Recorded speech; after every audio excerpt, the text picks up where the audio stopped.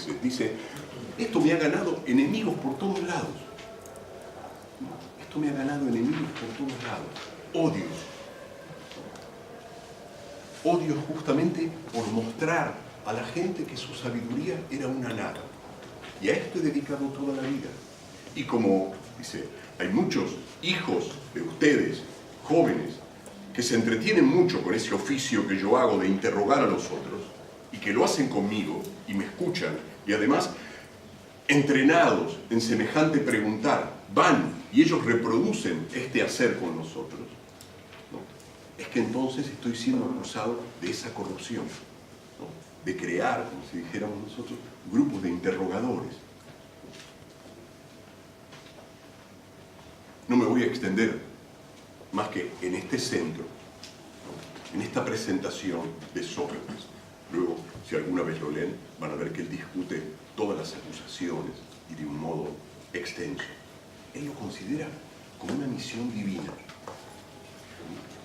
como algo que le ha sido impuesto por los dioses. Y así se presenta, con cierta arrogancia. No es una persona, como era costumbre en aquel momento, que ruega frente a los jueces, que pide disculpas, que de algún modo, como él mismo lo va a decir, vaya al juzgado con su familia, sus hijos y su mujer. De hecho, Sócrates los tuvo, una mujer y un par de hijos, ¿no? A rogar para que lo perdonen, etc. No, Sócrates está de acá, digamos, así, cara limpia, y esto es lo que yo hago y de acá no me mueven, digamos, ¿no? Esa es otra particularidad del personaje. Si lo seguimos leyendo, nos enteramos que los jueces votan y lo condenan. Lo condenan. La arrogancia de Sócrates continúa porque, y allí donde nos estamos acercando al punto este de matar al que piensa, nos enteramos, en ese sentido el texto de Platón es un documento acerca de la determinación jurídica, digamos, de la verdad. Nos enteramos que uno puede tratar de discutir, una vez condenado, qué pena le va a tocar. Los acusadores han pedido la pena de muerte. Han pedido la pena de muerte. Una posibilidad es pedir el exilio, es decir, sacarlo fuera de la ciudad. Para nosotros, antes de la muerte, esto es algo básicamente muy deseable, digamos. En Grecia no es tan así. Las ciudades, recuerdan, por ahí algunos de ustedes lo saben bien, son estados relativamente independientes. Entonces, ser expulsado de la ciudad y exiliado y vivir de extranjero en otra ciudad sin derechos políticos ni nada, es como perder de algún modo la vida. Sócrates entonces, frente a esa posibilidad, la rechaza completamente. Él dice, como si le dijera, imaginen, mis conciudadanos con este preguntar me han llevado a juicio, imaginen cómo me van a despellejar en cualquier otra ciudad si yo hago lo mismo, y yo no voy a dejar de hacer esto. No voy a dejar de poner en duda el saber y volver a los que se creen sabios contra sí mismos para que vean si efectivamente lo son. Esa es mi función. Se compara, de allí viene una metáfora muy usual, con haber sido puesto sobre la pesadez de la ciudad, que la compara con un caballo pesado, como un tábano que lo mantiene con sus picaduras alerta y en vigilia. Y después se da también la posibilidad de una multa, de que pague una multa, una gran multa, ¿no? Sócrates es amigo de gente de dinero. En realidad, ustedes se imaginan, los que lo seguían a Sócrates, los que tenían tiempo para seguirlos en una ciudad como Atenas a fines del siglo V, eran los hijos de la aristocracia, ¿no? O los hijos de la gente que tenía, no ricos, ¿no? Burgueses, por decirlo en un término anacrónico. Es decir, los muchachos que seguían a Sócrates eran muchachos que no trabajaban, ¿no? En general, era gente que tenía, y de hecho, parece que se reúne, digamos, se hace una vaquita importante, digamos, para ofrecer una multa. Pero inmediatamente, si seguimos leyendo, nos enteramos que los jueces no hicieron lugar al tema de la multa y al chabón lo condenaron a muerte. Lo condenaron a muerte. Sócrates va a decir que es un gran mal para los atenienses, porque es muy difícil conseguir a alguien que los mantenga en vigilia, alerta, despiertos como él, que no van a poder encontrar otro con facilidad. Estoy diciendo solamente lo principal. Ese es el texto de Apología.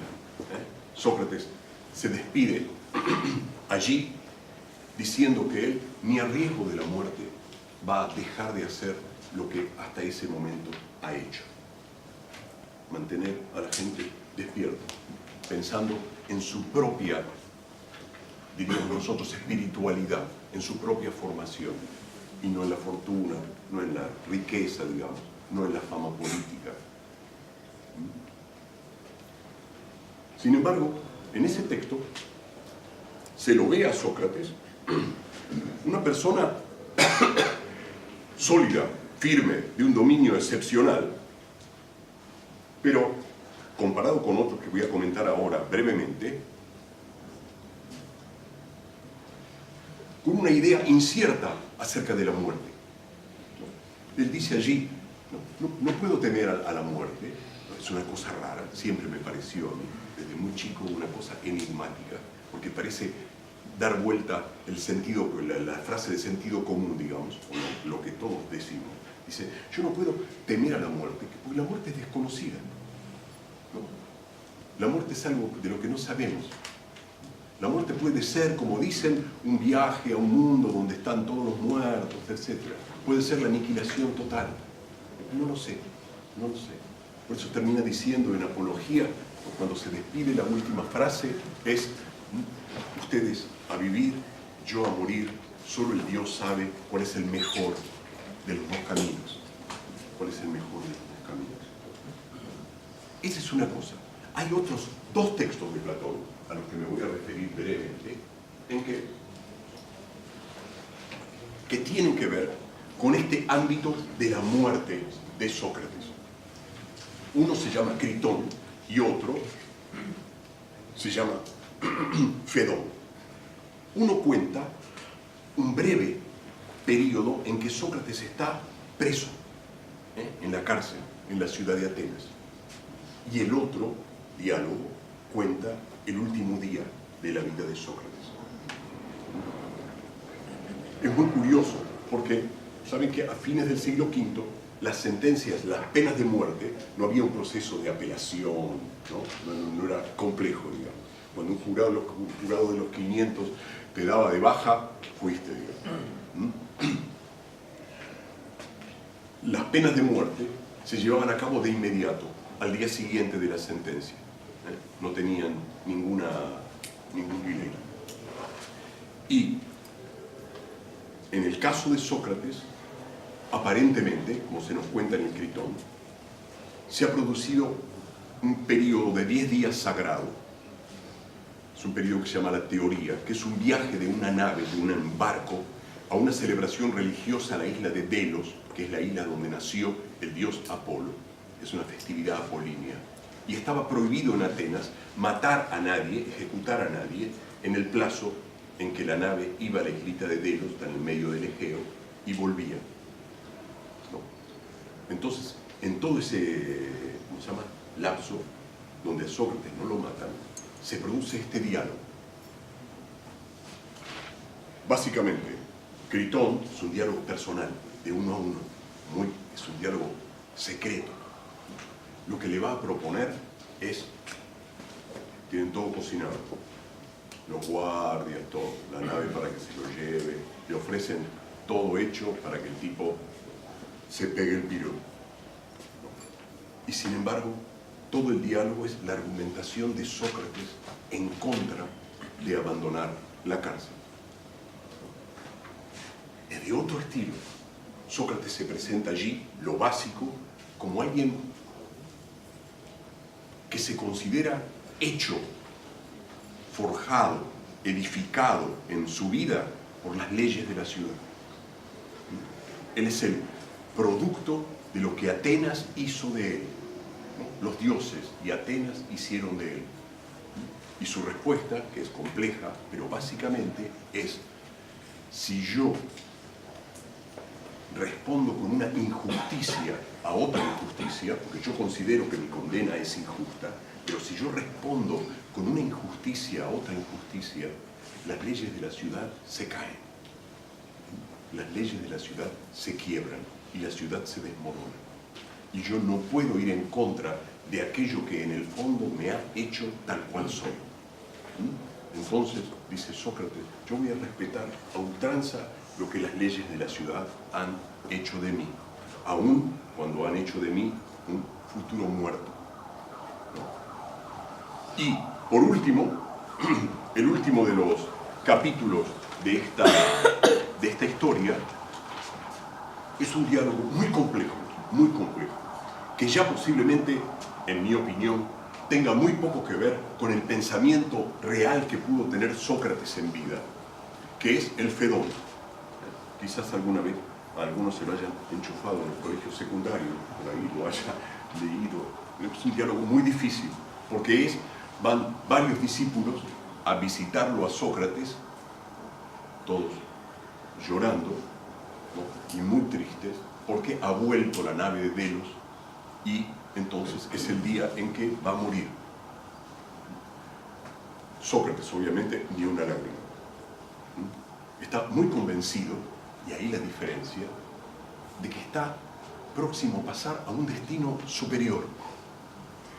Está próximo a enfrentarse con la muerte y que la muerte le brinde un acceso a una sabiduría que la vida no le ha brindado. Y es allí, en este diálogo, donde define a esta tarea que él ha llevado a cabo y que él en ese diálogo llama filosofía. ¿Saben qué filosofía es eso de amor a la sabiduría y eso? Pero lo dejamos para otro momento.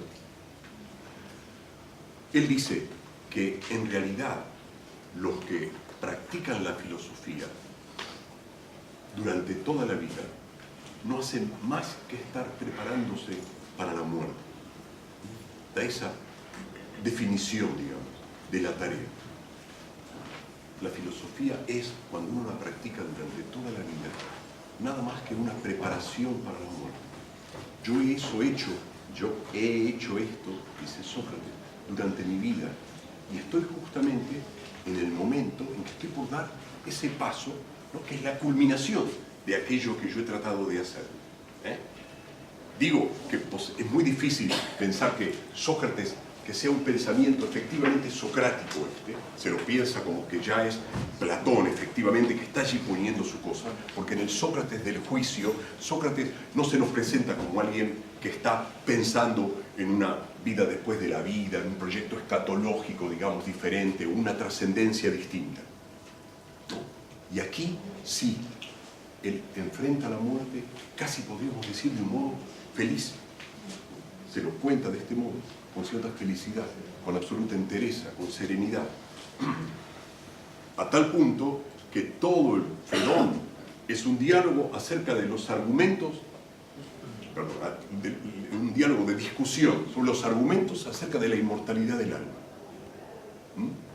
Hay un par de discípulos que son pitagóricos, otros que son incrédulos, y discuten con él el tema de la inmortalidad del alma. Y Sócrates defiende claramente esta posibilidad y está seguro de que, como decimos a veces, pero de un modo diferente, va a pasar a mejor vida, ¿no? Él va a contemplar una sabiduría que la muerte le va a abrir y que la vida no le podía regalar completa, toda. De eso hablan. Es interminable el diálogo y muy difícil, muy difícil.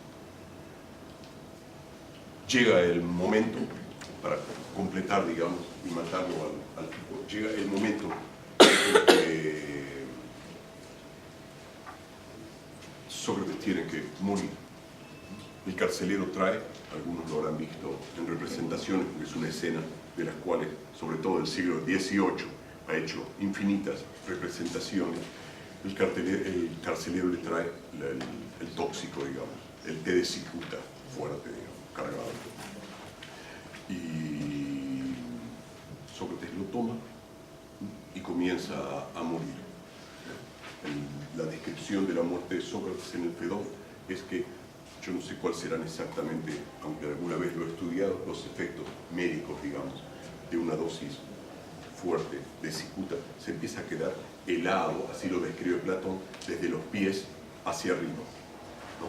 Cuando ya Sócrates siente que tiene el estómago o el vientre frío, se recuesta en un reclinatorio que hay en la cárcel, y cuando ya siente que el pecho se le congela, se tapa. Están todos, digamos, llorando, él ha pedido que se vaya la mujer, etc. Y se tapa con un lienzo. Inmediatamente que se tapa, el chabón hace, se levanta de nuevo, ¿no? Y le dice a Critón, le dice: Critón, le debemos un gallo a Asclepio, pagáselo.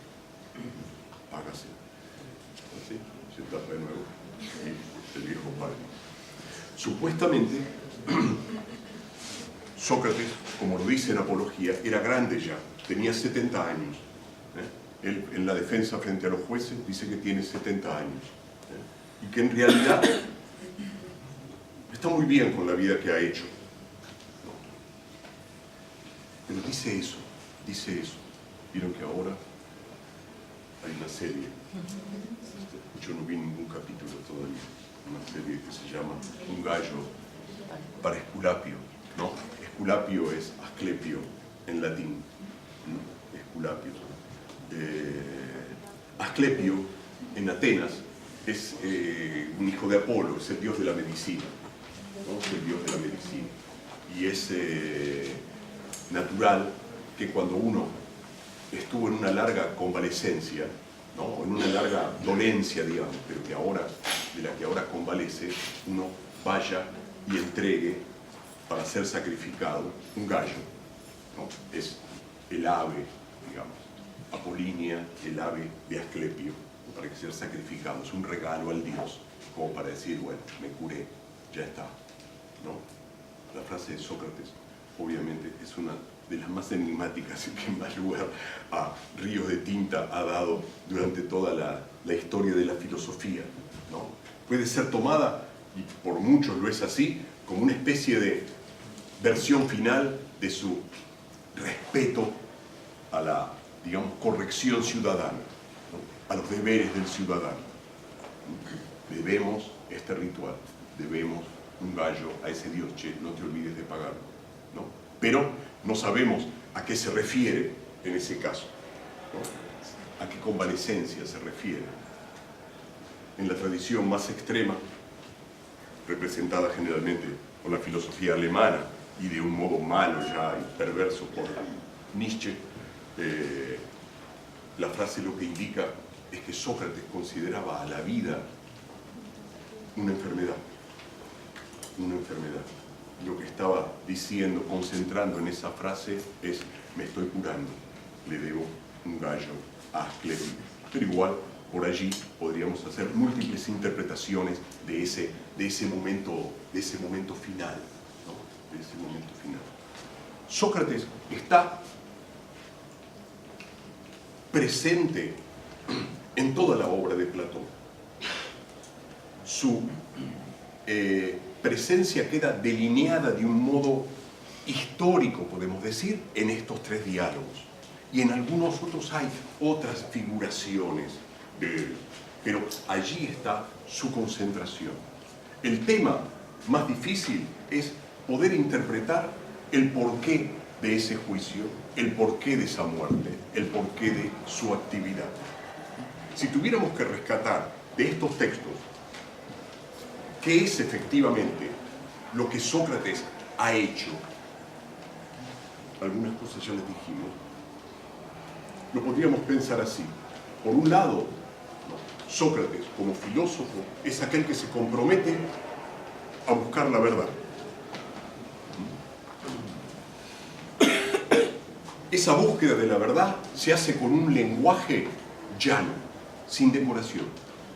y por lo tanto, consecuencia, es un lenguaje no engañoso. Es decir, que no te puedes seducir con, ¿cómo se llama? Con espejitos de colores, ¿no? Como decíamos la vieja. Es un lenguaje, al no ser decorado, no ser...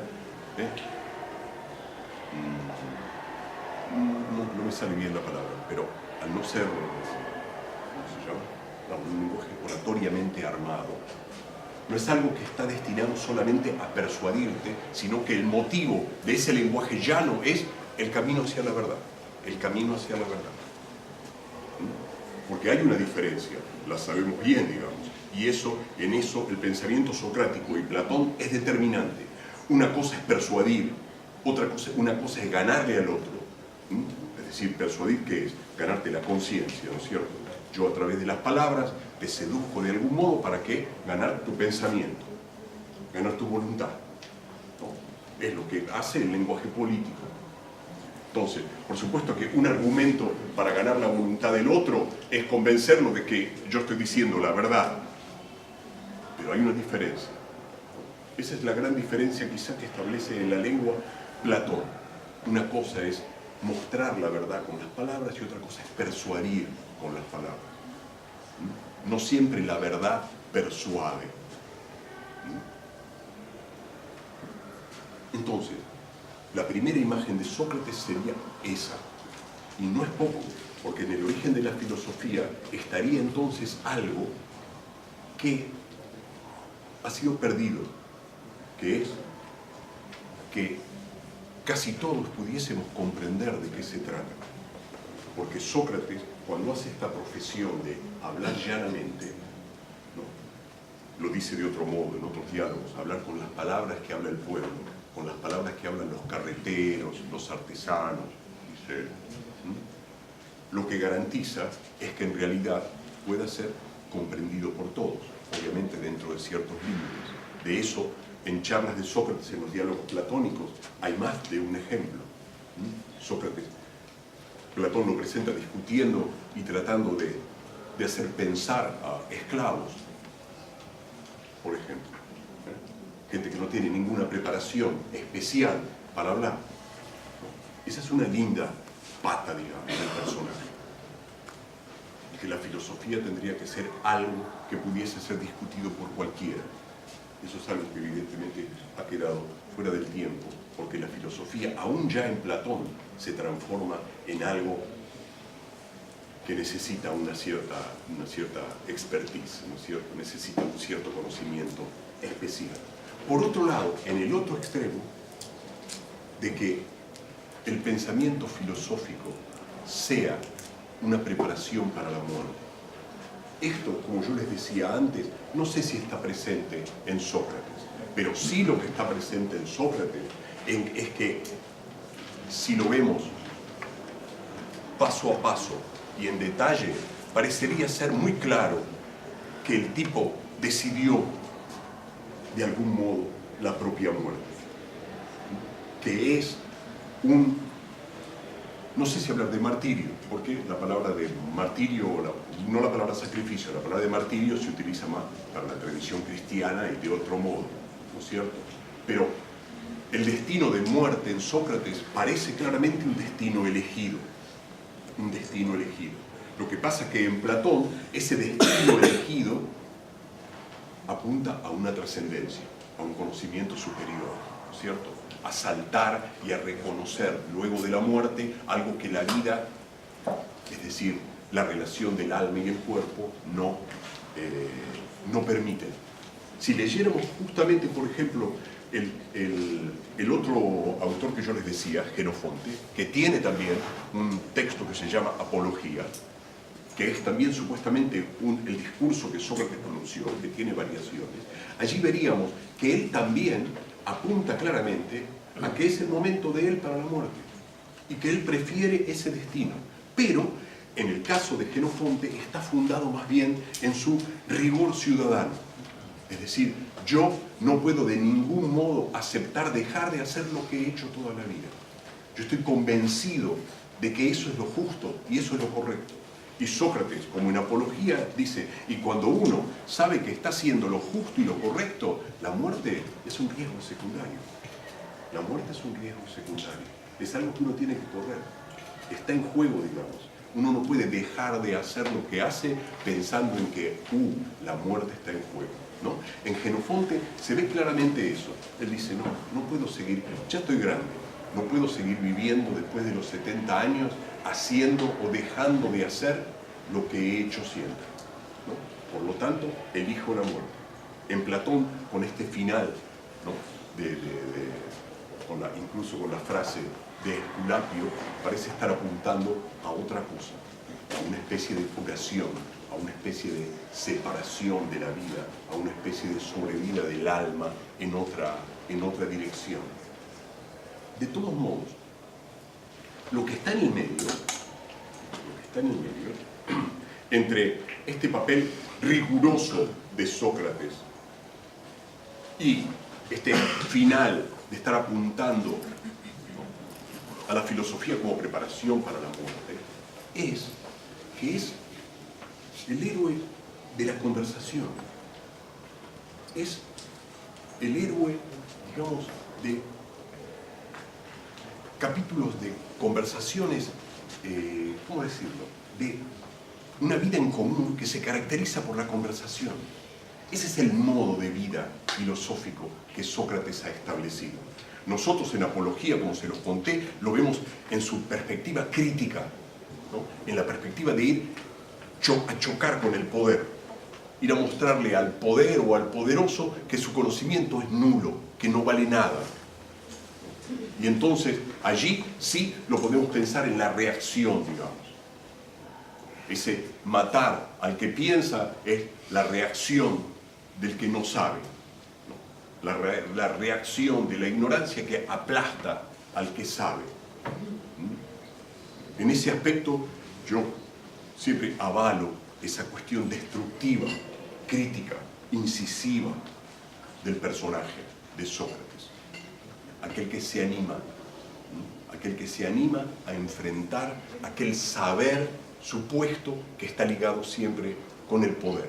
Pero más allá de eso, no sé si se comprende, es el héroe de la charla donde todo puede ser dicho y sin embargo queda en el ámbito de la charla. Es un modo de vida determinado por el pensamiento en el movimiento con el otro. Una cosa que sí me gustaría destacar para terminar es que también desde el título de la conferencia, el matar al que piensa, inicio de la filosofía, hay algo que también está concentrado en la vida de Sócrates,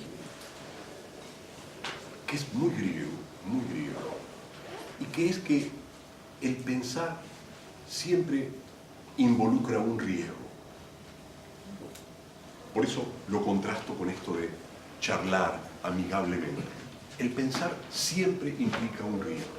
En el caso de Sócrates, ese modo de vida del dialogar, del discutir y de buscar quién es sabio y quién no lo es, o dónde está el saber, lo llevó a correr el riesgo del juicio y el riesgo de la muerte. No siempre se trata de morir, sino por ahí de cambiar o de transformarse, de morir como una cosa y nacer como otra. Pero el pensamiento siempre involucra un riesgo, siempre involucra un riesgo. Bien. Preguntas.